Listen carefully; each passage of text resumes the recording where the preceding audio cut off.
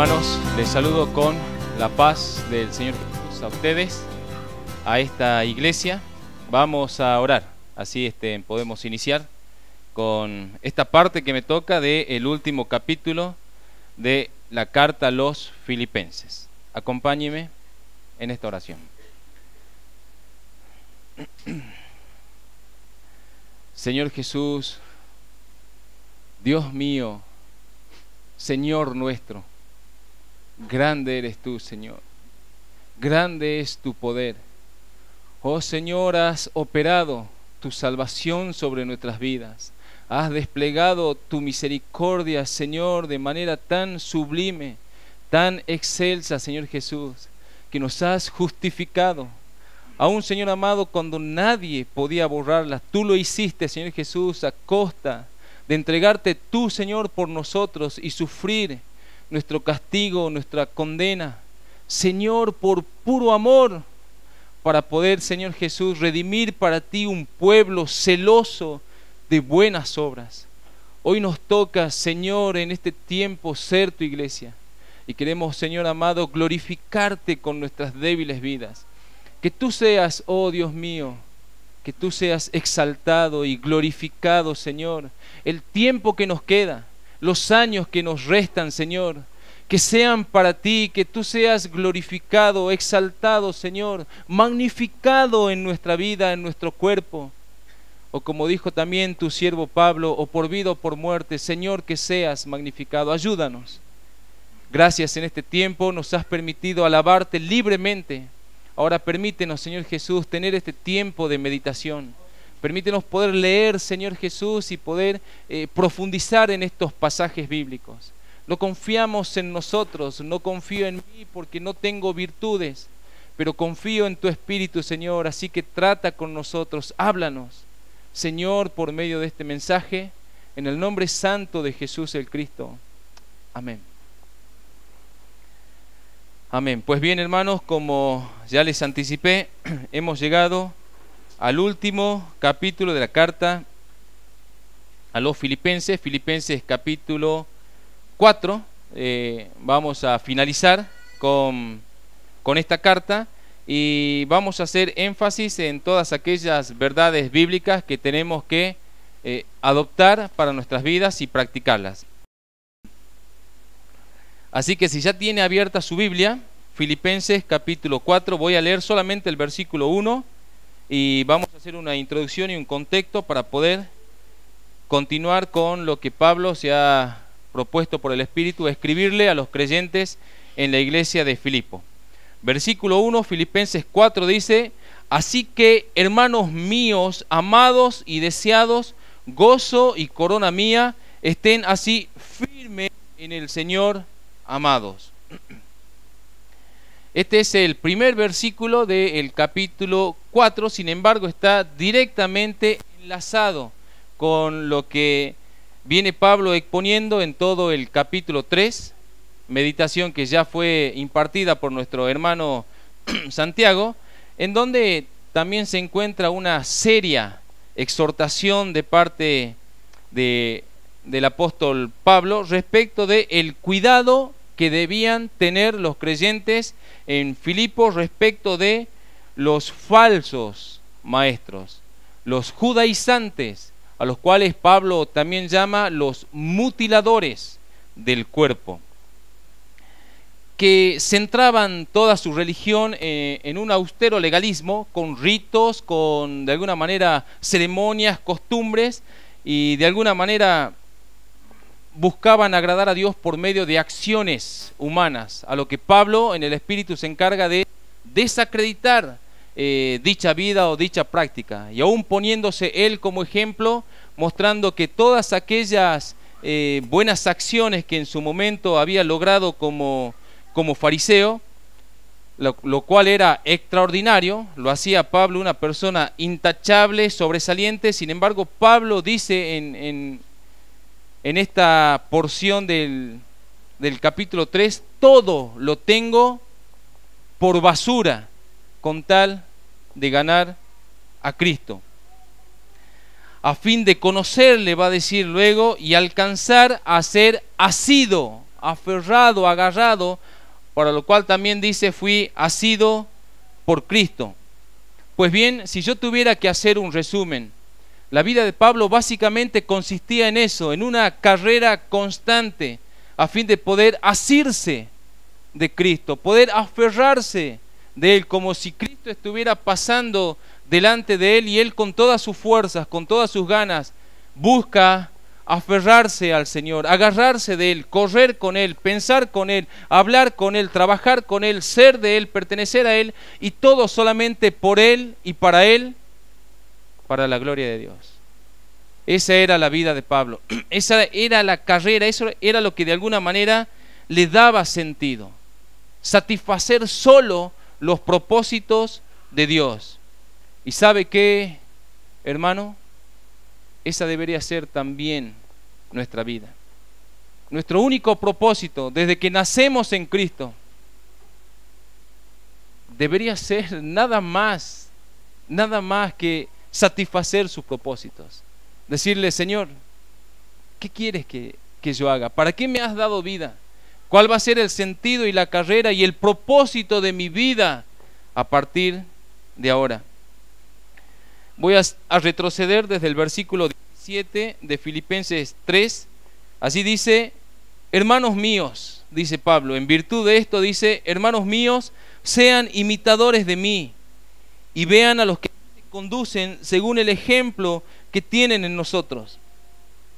Porque por ahí andan muchos, de los cuales les dije muchas veces, y aún ahora lo digo llorando, que son enemigos de la cruz de Cristo, el fin de los cuales será perdición, cuyo Dios es el vientre y cuya gloria es su vergüenza, que solo piensan en lo terrenal, mas nuestra ciudadanía está en los cielos, de donde también esperamos al Salvador, al Señor Jesús el Cristo, el cual transformará el cuerpo de la humillación nuestra para que sea semejante al cuerpo de la gloria suya, por el poder con el cual puede también sujetar a sí mismo todas las cosas.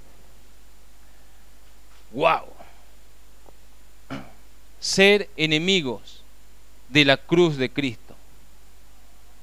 Si bien tiene un contexto y un trasfondo que tiene que ver con aquellos que de alguna manera buscaban vivir conforme a sus propios esfuerzos, puede también tener otra clase de aplicación práctica para nuestras vidas, que tiene que ver con el hecho de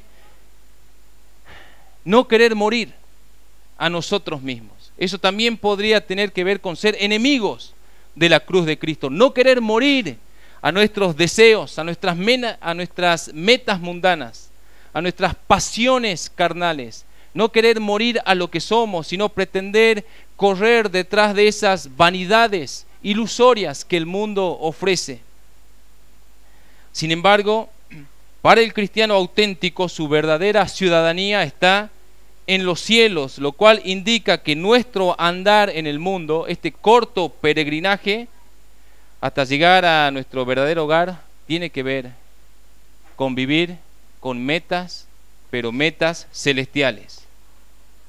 Pablo dice, nosotros vamos a ser transformados en la semejanza del cuerpo de Cristo para morar eternamente con Él. Pues bien, pensando en todo esto, Pablo nos pide desde el versículo 1 que ya leímos, que dice, hermanos míos amados, deseados, gozo y corona mía, estén así, dice, firmes en el Señor. Estén firmes, pero en el Señor. Esta es la exhortación importante aquí en este primer versículo. Estén firmes tiene que ver con la capacidad de no cambiar, la capacidad de no fluctuar, no desviarse ni salirse del objetivo espiritual, por más que las circunstancias temporales amenacen nuestra integridad y quieran doblegarnos, debemos permanecer firmes. Es como estar, ser parte de un pelotón y estar en cierta parte, en cierta trinchera, y que el general del ejército de los cielos nos ha dicho, permanezcan firmes, no se muevan, permanezcan allí.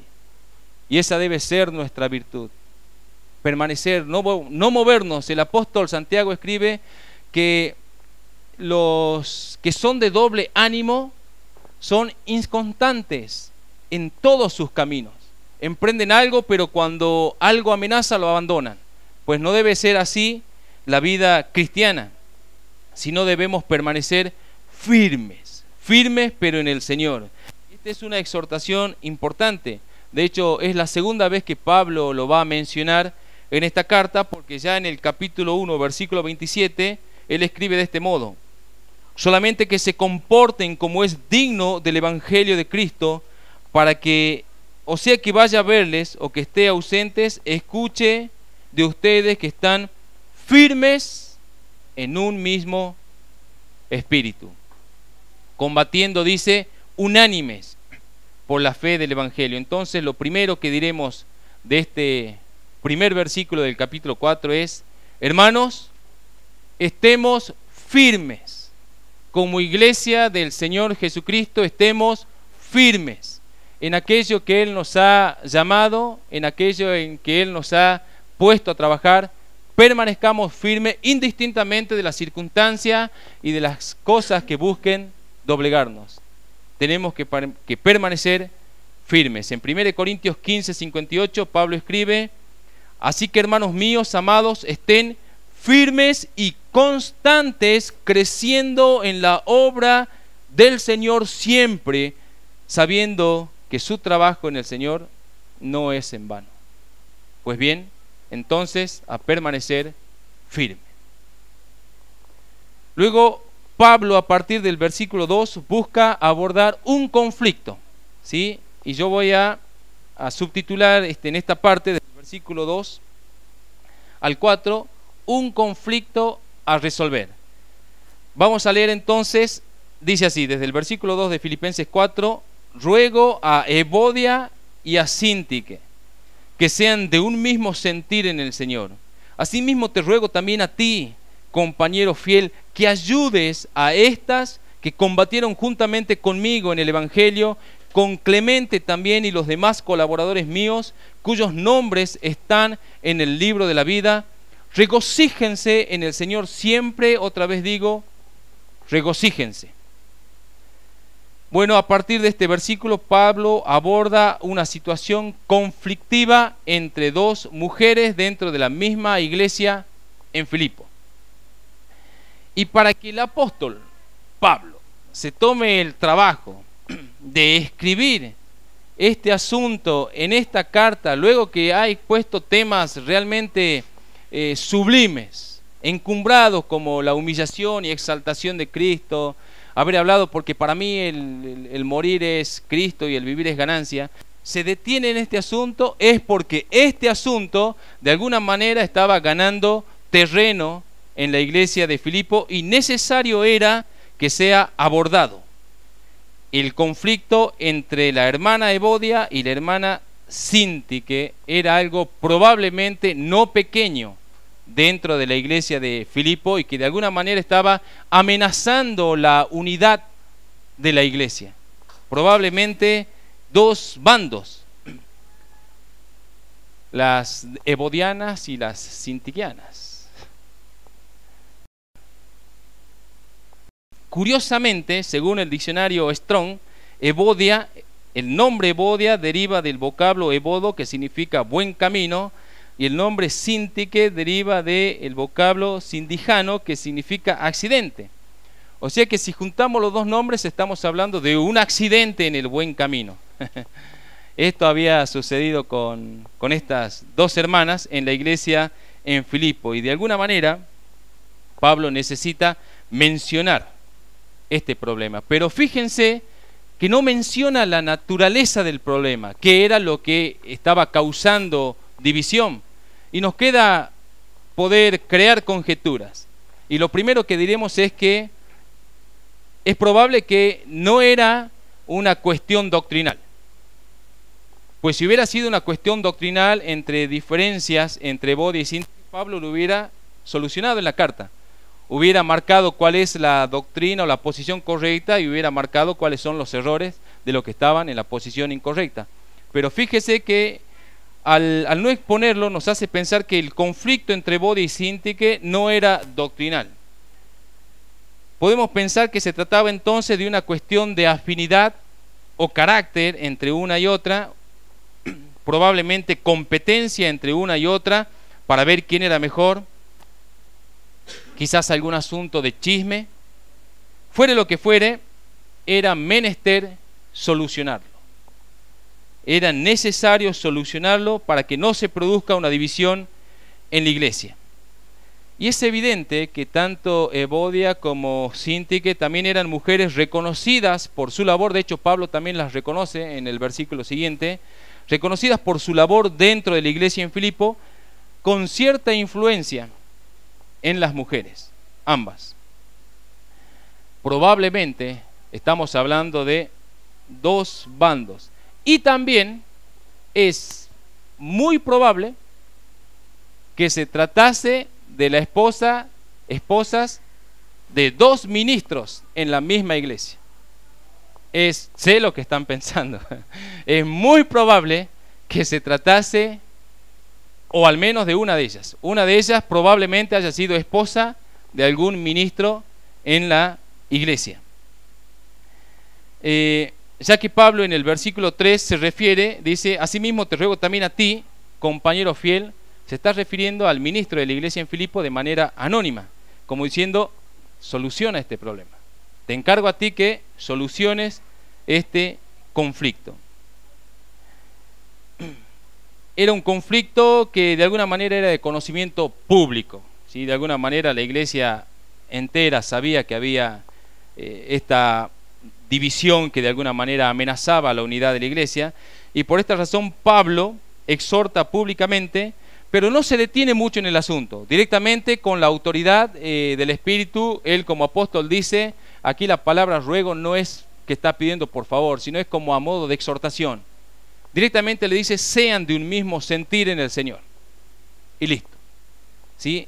Evodia y Síntique sean de un mismo sentir en el Señor, de un mismo pensamiento. Y con esto Pablo se refiere a que la unidad que debe existir en las mujeres sea objetiva en la labor, que dejen de perder el tiempo en diferencias personales y se enfoquen en servir a los santos, así como alguna vez Evodia y Síntique sirvieron juntas a los santos, juntamente, como dice el versículo 3, dice: que ayudes a estas que combatieron juntamente conmigo en el Evangelio, con Clemente y también con los demás colaboradores. O sea que Evodia y Síntique se habían trabajado juntas, pero por alguna mala razón se habían dividido o estaban creando esa división entre una y otra.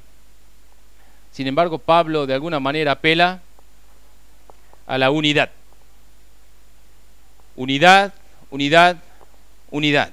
Qué necesario es la unidad en la familia de la fe.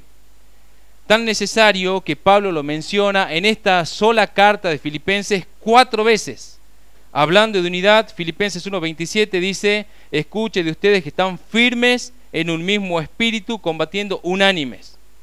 Filipenses 2:2 dice: sintiendo lo mismo, teniendo el mismo amor, unánimes, sintiendo una misma cosa. Filipenses 3:16: sigamos una misma regla, sintamos una misma cosa. Y Filipenses 4:2: sean de un mismo sentir en Cristo. Es obvio que uno de los temas principales de la carta a los filipenses trata de la unidad. Trata de la unidad. La unidad entre los hermanos y principalmente entre las hermanas. Ahora, ¿cómo aplica este párrafo, este pasaje bíblico a la iglesia de hoy? De muchas maneras. Pues bien, sin ánimo de ofender a las hermanas, tengo que decirle que generalmente el conflicto de desunión comienza por las hermanas. Son las hermanas las que a veces no pueden de alguna manera estar juntas, ¿sí? A diferencia de los hombres que tranquilamente pueden hacer actividades juntas, las mujeres tristemente no, ¿sí? Y tristemente también a veces las diferencias que existen entre ellas no son doctrinales. No, ellas no están discutiendo si quién es amilenarista, postmilenarista, tribulacionista, pretribulacionista. No, ¿Saben de qué están discutiendo a veces? ¿En qué se están fijando? En cosas ordinarias. Que tu esposo, que mi hijo, que el peinado, que el velo, que la pollera, que yo lo hago mejor, que él ya lo hace peor. En eso. En esas cosas tan comunes. Y de alguna manera Pablo nos dice, hermanas, basta ya. Basta de estas cosas. Si tuviera que decir sobre esta iglesia, basta de estas cosas.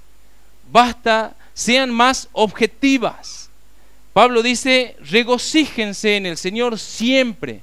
Y de alguna manera el motivo asociado también a este regocijo es porque los nombres nuestros ya están escritos en el libro de la vida.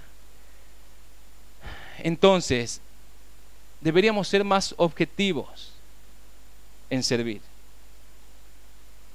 a los santos, pues nuestros nombres ya están allá escritos en el libro de la vida. Entonces, seamos de un mismo pensamiento, procuremos la unidad. No es una competencia de quién lo hace mejor o quién lo hace peor. No se debe servir nunca esperando un reconocimiento público. Ese sería un grave error, porque la fuente de nuestro gozo y de nuestra satisfacción no puede nunca provenir de nuestro trabajo, porque va a ser muy frágil, va a ser muy débil. Cuando algo nos salga bien, vamos a estar contentos, y cuando algo nos salga mal, vamos a estar frustrados. Sin embargo, Pablo nos enseña que la fuente de nuestro gozo, de nuestra satisfacción, debe provenir de lo que Él hizo por nosotros. Si lo hizo de manera ostentosa, lo hizo de manera poderosa, lo ejecutó en la cruz, inscribió nuestros nombres en el libro de la vida, ¿y quién se va a atrever a borrarlo? Ya desde el capítulo 2, versículo 3, en la misma carta de Filipenses, Pablo ya viene diciendo, nada hagan por contienda o por vanagloria, antes bien con humildad, estimando cada uno a los demás como superiores a él mismo. Colosenses 3:23, y todo lo que hagan, háganlo de corazón como para el Señor y no para los hombres. En cierta ocasión Jesús envió a 70 discípulos a predicar y a sanar. Y reporta el Evangelio de Lucas que cuando estos 70 volvieron, dice que volvieron gozosos, diciéndole al Señor, Señor, en tu nombre se nos sujetan los demonios y los podemos expulsar. O sea, de alguna manera ellos estaban gozosos por el resultado de su trabajo. Lo que hacían les generaba gozo. Sin embargo, Jesús le dice, pero ustedes no se gocen de que los demonios se les sujetan, sino gócense de que sus nombres están inscritos en los cielos. Entonces, de alguna manera clara nos está diciendo que la fuente de nuestro gozo no debe provenir nunca de lo que hacemos, sino de lo que Él hizo. ¿Por qué? Porque Él es el centro de nuestra vida. Él es el centro del cristianismo. Y si algo hacemos bien, pues gloria a Dios. Es Él quien lo hace y lo ejecuta en nosotros. Y la expresión que sigue, regocíjense en el Señor siempre, es de alguna manera, más allá de lo de Bodia y Sintique, regocíjense en el Señor siempre, es el centro de este pasaje bíblico. Siempre. Regocíjense en el Señor siempre, lo que implica que nada debería, absolutamente nada, y debería impedir nuestro constante gozo. Porque las promesas del Señor Jesús son firmes y eternas, y las tribulaciones que tenemos que enfrentar son leves y frágiles. Ahora sé, como he dicho en meditaciones anteriores, sé que hablar de buscar el gozo en medio de una aflicción parece irracional. Y uno dice, hermano, me parece que suena lindo, pero no se puede. Pues bien, hay un camino que conduce al gozo en medio de la aflicción. Hay un camino que conduce al regocijo en medio de la aflicción. Y es estar en comunión íntima con Cristo. Es la constante oración. No hay otra salida. No hay otra salida. Si un hermano se muestra realmente de alguna manera entristecido, acongojado por alguna situación, porque se le incendió la casa, porque perdió el trabajo o alguna tragedia sucedió, y él está constantemente así, de día tras día, de semana tras semana, se lo ve triste, se lo ve acongojado, entonces yo pudiera pensar tranquilamente que ese hermano no está orando como debería, y tampoco está sumido en oración con Cristo, sino que está batallando con sus propios pensamientos y está tratando de solucionar el problema por medios propios, por esfuerzo propio.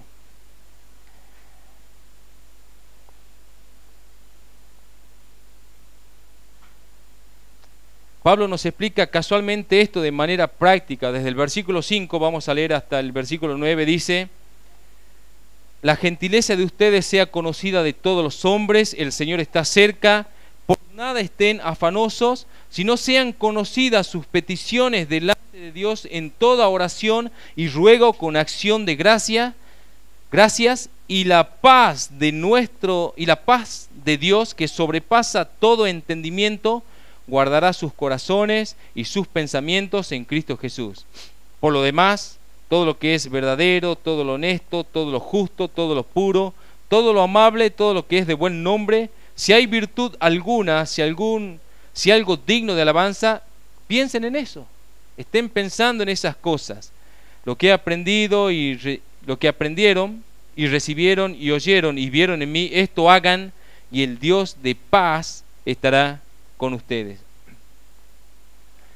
Pues bien, el regocijo o el gozo de todo ser humano siempre ha sido fluctuante y momentáneo. Y el factor que siempre de alguna manera quiebra el gozo es la preocupación. Pudiéramos haber experimentado un tiempo de gozo hasta que alguna noticia o algo realmente nos preocupó y se encargó de ensuciar ese gozo, derrumbarlo y convertir a la persona en una persona encorvada por causa de la preocupación. Pues bien, la vida cristiana no es una vida con ausencia de preocupación. La vida cristiana no es una vida con ausencia de preocupación, pero tales preocupaciones se disipan rápidamente cuando las llevamos a los pies de nuestro Padre Celestial por medio de la constante oración. El Señor Jesús dijo: en el mundo tendrán aflicción. Y esta palabra también tiene que ver con ese estado de preocupación.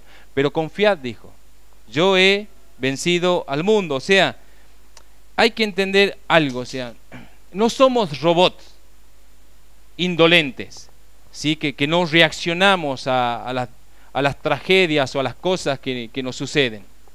Reaccionamos a esas, a veces con preocupaciones, pero no debemos dejar que la preocupación anide en nuestro corazón, sino que prontamente debemos llevarla al Señor, por no decirlo de forma inmediata.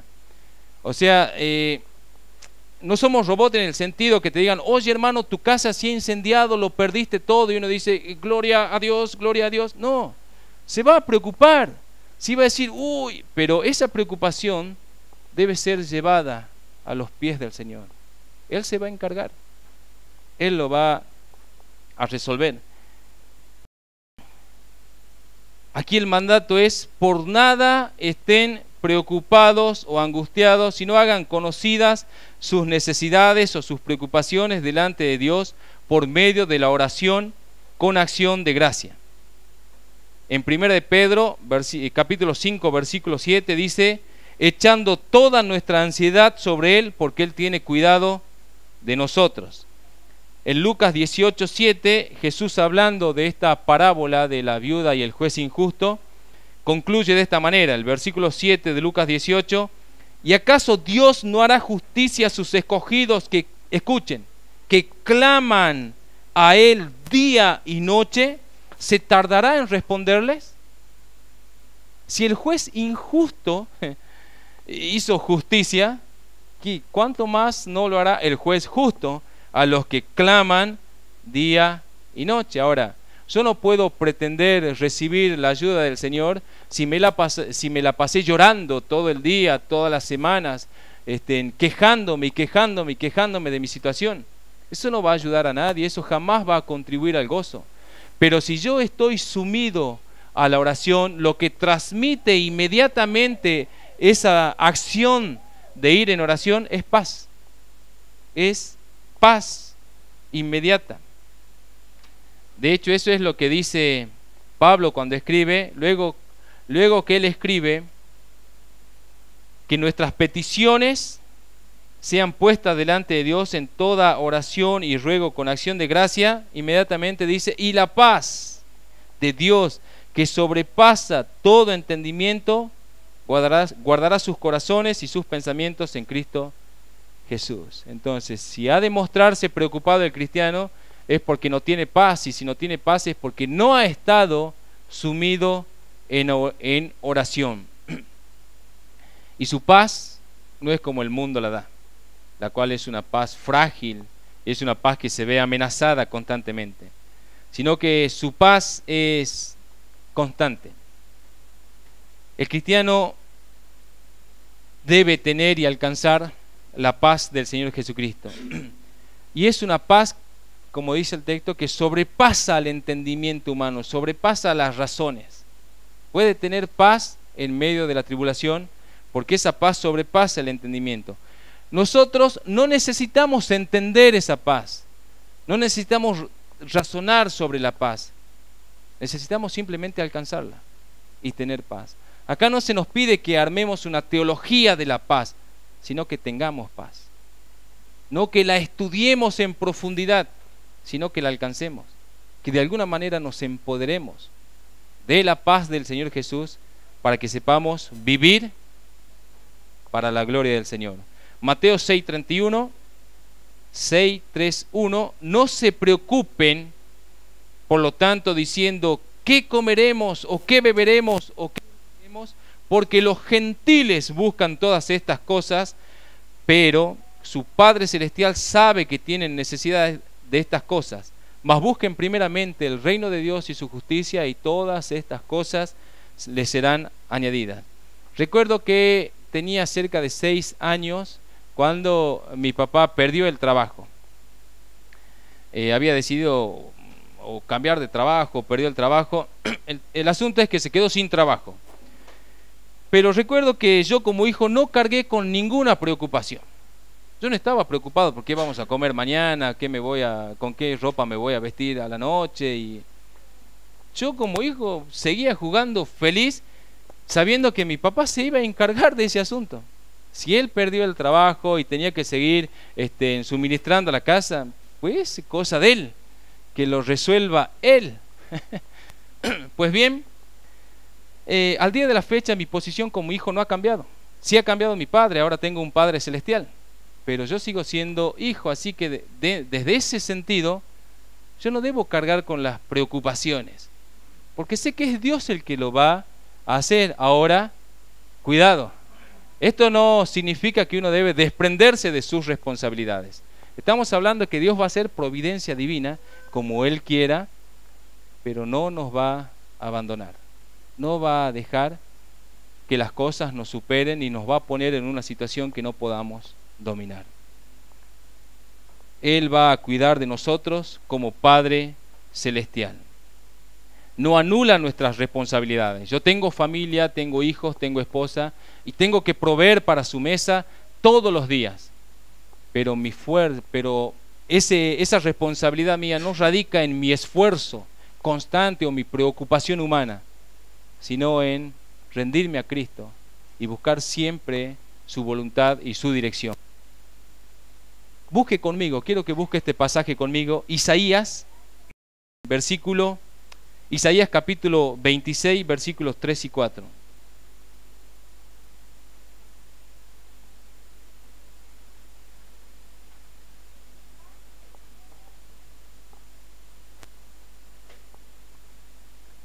Bien, allí dice: tú guardarás en completa paz a aquel cuyo pensamiento en ti persevera, porque en ti ha confiado.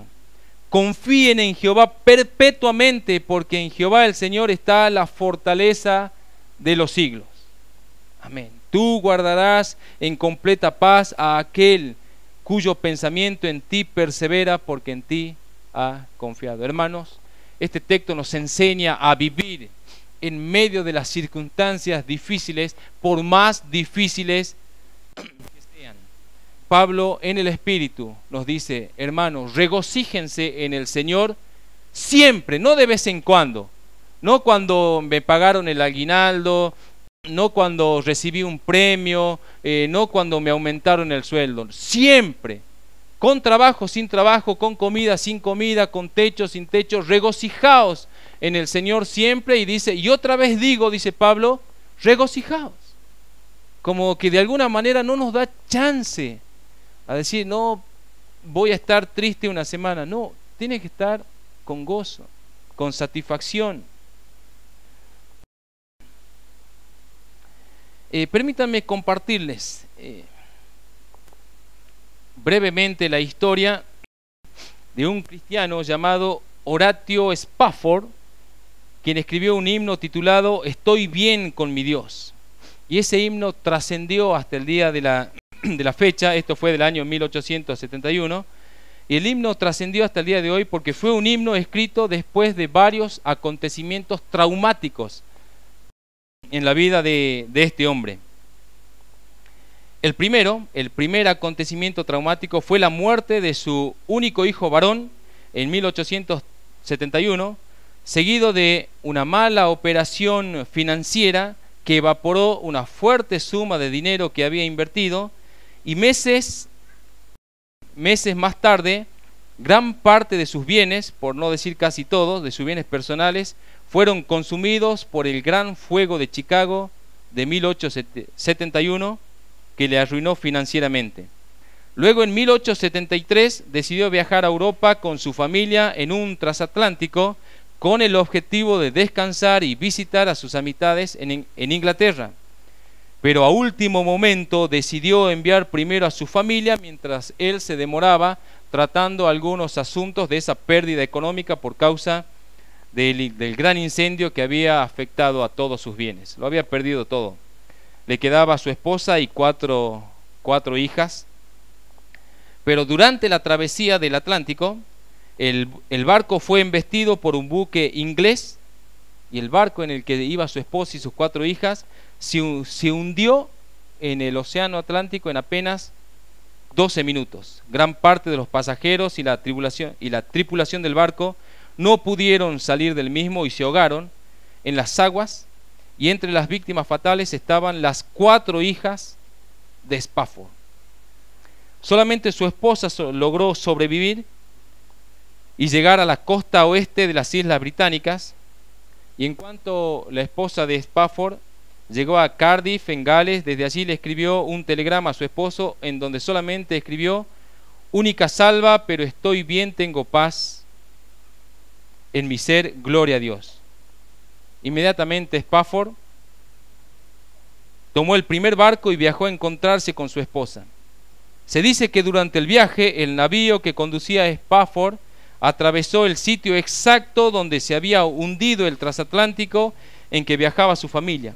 El capitán le indicó a Spafford dónde se hallaba el infortunado buque, y al caer en cuenta que allí era donde estaban sus hijas, el Señor le consoló con el mensaje recibido de su esposa.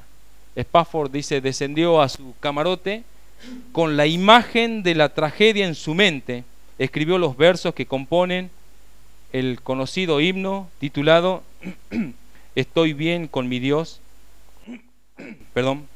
Estoy bien con mi Dios. Así se titula el himno, y su primera estrofa dice: de paz inundada, mi senda ya esté, o cúbrala un mar de aflicción. De paz inundada mi senda ya esté, o cúbrala un mar de aflicción. Cualquiera que sea mi suerte, diré: estoy bien, tengo paz, gloria a Dios.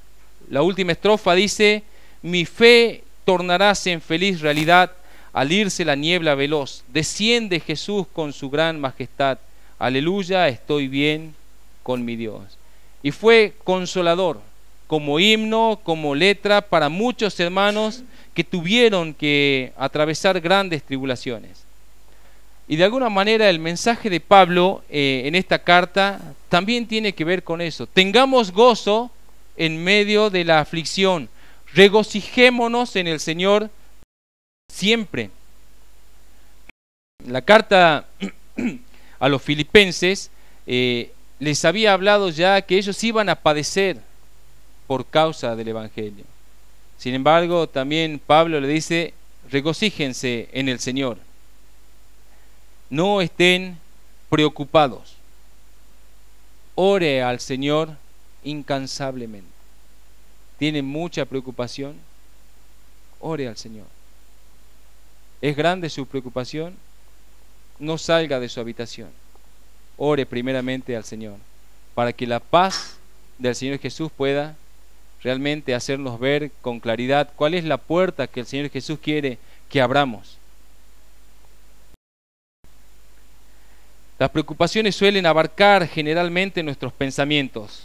Dicho de otro modo, las preocupaciones no nos dejan pensar. ¿Sí? Es probable que nos lleven a abandonar muchas cosas, porque están preocupados. Sin embargo, Pablo dice, si tienen que pensar en algo, piensen en lo que es verdadero, en lo honesto, en lo justo, en lo puro, en lo amable y en lo que es de buen nombre. Porque dice, los que son de la carne piensan en cosas de la carne, pero los que son del Espíritu, en las cosas del Espíritu. Pues bien, la última parte ya de este capítulo vamos a leer desde el 10 hasta el 23, que habla de la dádiva de los filipenses. Así dice, en gran manera me gocé en el Señor de que ya al fin han revivido su cuidado de mí, de lo cual también estaban solícitos, pero les faltaba oportunidad. No lo digo porque tenga escasez, puesto que he aprendido a contentarme cualquiera que sea mi situación. Sé vivir humildemente y sé tener abundancia. En todo y por todo estoy enseñado, así para estar saciado como para tener hambre, así para tener abundancia como para padecer necesidad. Todo lo puedo en Cristo que me fortalece. Sin embargo, bien hicieron en participar conmigo en mi tribulación, y saben también ustedes, oh filipenses, que al principio de la predicación del Evangelio, hace 10 años atrás, cuando partí de Macedonia, ninguna iglesia participó conmigo en razón de dar y recibir, sino ustedes solos, puesto que aún a Tesalónica me enviaron una y otra vez para mis necesidades. No es que busque dádivas, sino que busco fruto que abunde en su cuenta. Pero lo he recibido todo y tengo abundancia, estoy lleno, habiendo recibido de Epafrodito lo que enviaron, olor fragante, sacrificio acepto, agradable a Dios. Mi Dios, por lo tanto, suplirá todo lo que les falta conforme a sus riquezas en gloria en Cristo Jesús. Al Dios y Padre nuestro sea gloria por los siglos de los siglos. Amén. Saluden a todos los santos en Cristo Jesús. Los hermanos que están conmigo les saludan, todos los santos les saludan, especialmente los de la casa de César. La gracia de nuestro Señor Jesús, el Cristo, sea con todos ustedes. Amén. Y bueno, esta es la última porción de la carta a los filipenses, donde ya ha terminado Pablo con las exhortaciones, las recomendaciones, las enseñanzas. Ya ha terminado, y a partir de aquí solamente queda este agradecimiento de parte de Pablo hacia los filipenses, quienes habían enviado por mano de Epafrodito una dádiva o una colecta para cubrir las necesidades de Pablo. Pablo desea mostrar esa gratitud a los filipenses, por eso lo escribe en esta carta, pero Pablo aclara. Pablo de alguna manera dice, primeramente mi agradecimiento, no es por la dádiva en sí, sino por la acción noble que tuvieron de estar pensando en mí y ser partícipe de mis tribulaciones. O sea, Pablo no está contento por la dádiva, por diciendo, a ver, ¿qué enviaron? ¿Cuánto enviaron? ¿Qué hay? Y wow, cómo me alegra que me hayan enviado esto. No, Pablo primeramente dice, yo me gozo en que ustedes sean participantes de mis tribulaciones. Me gozo de esa acción. ¿Por qué? Porque han estado pensando en mí.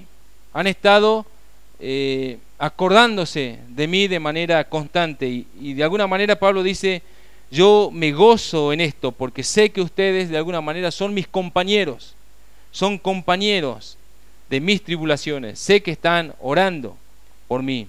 Por eso dice, no lo digo porque tenga escasez, puesto que he aprendido a contentarme cualquiera sea mi situación. O sea, de alguna manera es como que Pablo está diciendo, gracias hermanos, principalmente por su preocupación hacia mi persona. Eso es lo que más me causa satisfacción.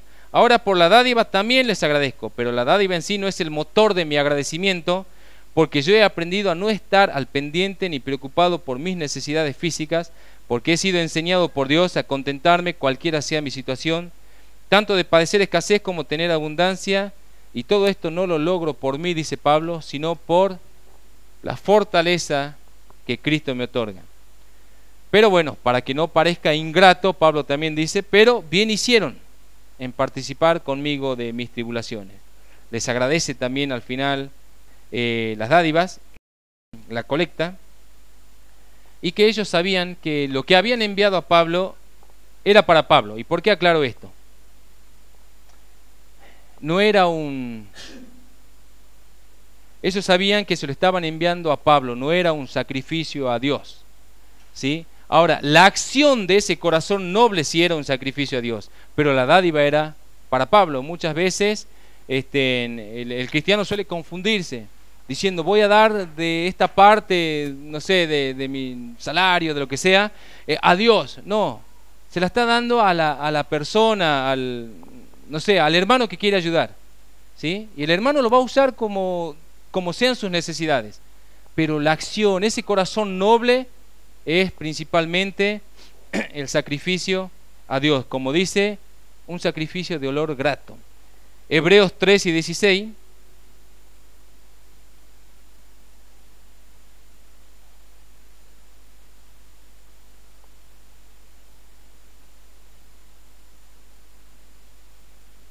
Allí dice, y de hacer bien y de la ayuda mutua no se olviden, porque de tales sacrificios se agrada Dios. Bien, lo que sería el deber es lo que a Dios le genera satisfacción, olor grato.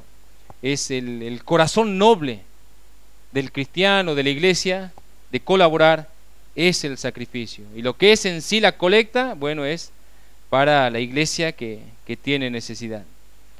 Pues bien, ¿qué nos enseña esta última parte entre tantas cosas que pudiera enseñarnos? Nos enseña a participar de forma directa de las necesidades los unos de los otros, estar al pendiente de los unos de los otros, y por otro lado también nos enseña a contentarnos, cualquiera sea nuestra situación, cualquiera sea nuestra situación.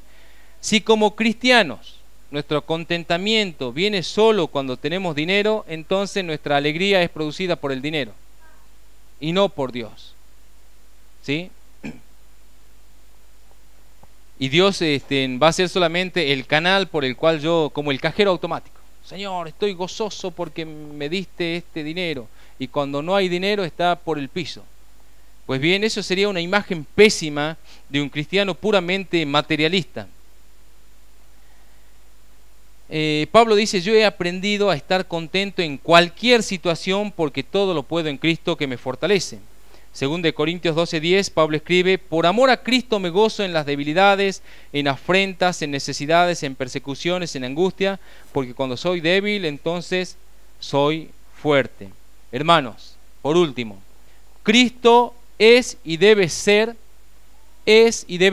siempre la fuente de mi alegría y de mi contentamiento. Si Él está a mi lado, si Cristo está en mí, por más que no tenga más nada, yo estoy feliz con Él. Bien, si Cristo está en mi vida, yo no tengo ausencia de nada, ¿sí? Pero si mi alegría viene de las cosas materiales, entonces yo soy el peor miserable que existe en el planeta. ¿Por qué? Porque con Cristo nosotros lo tenemos todo y no nos hace falta nada. Pues bien, suena lindo, pero debemos creerlo. debemos creer que es así. Él es la fuente de nuestro gozo. Él es la fuente de nuestra satisfacción. En 2 Corintios 6:10 Pablo escribe: como entristecidos, mas siempre gozosos, como pobres, mas enriqueciendo a muchos, como no teniendo nada, mas poseyéndolo todo. ¡Wow! ¡Qué virtud! Pues bien, sé que hablar de padecer necesidad nunca es un mensaje agradable. Quisiéramos esquivar esa parte, ¿verdad?, bíblica. Quisiéramos hablar de las promesas, de la bendición y de cómo Dios siempre ha cuidado. Pues bien, podemos hablar de eso sin obviar también, como dice Romanos 8:28, todas las cosas ayudan a bien a los que aman a Dios. Y soberanamente tenemos que entender que Dios ha trazado cada valle de nuestras vidas, incluso con lujo de detalles. ¿En qué descanso yo? En que sé que si tengo que atravesar un valle difícil, una tribulación, sé que Él lo ha trazado y sé que Él está conmigo en medio de la tribulación y me sostiene. El Salmo 37:23 dice: cuando el hombre cayere, no quedará postrado, porque Jehová sostiene su mano. Joven fui y he envejecido, y no he visto justo desamparado, ni su descendencia que mendigue pan.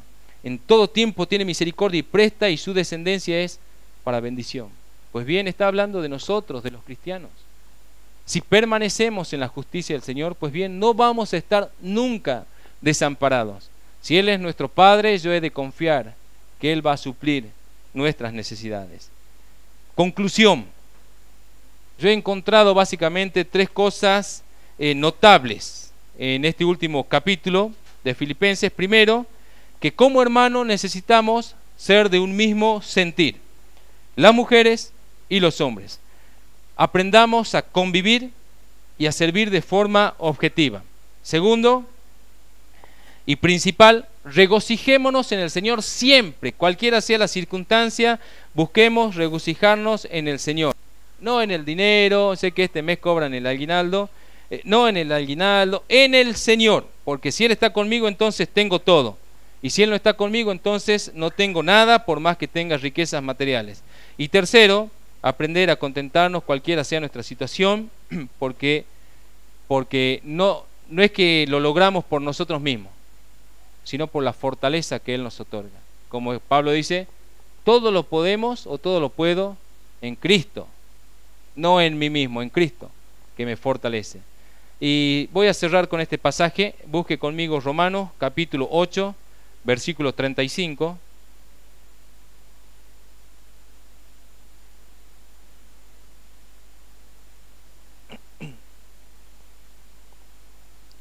Voy a leer el 35 y luego el 37 al 39. Romanos 8, 35. ¿Quién nos separará del amor de Cristo? ¿Tribulación o angustia o persecución o hambre o desnudez o peligro o espada?